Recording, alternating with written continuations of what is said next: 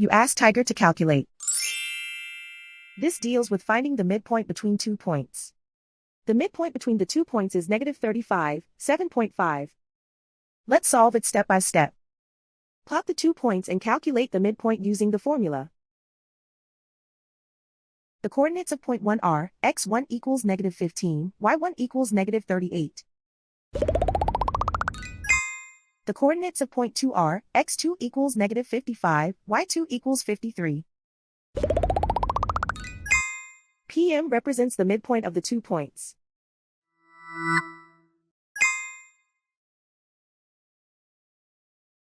Use the x values in the midpoint formula to find the midpoints x. x1 equals -15. x2 equals -55. Simplify the arithmetic.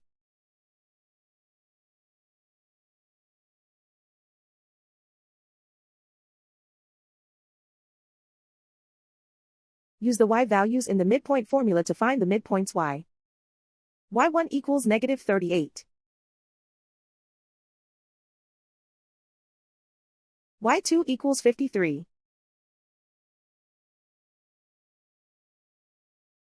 Simplify the arithmetic.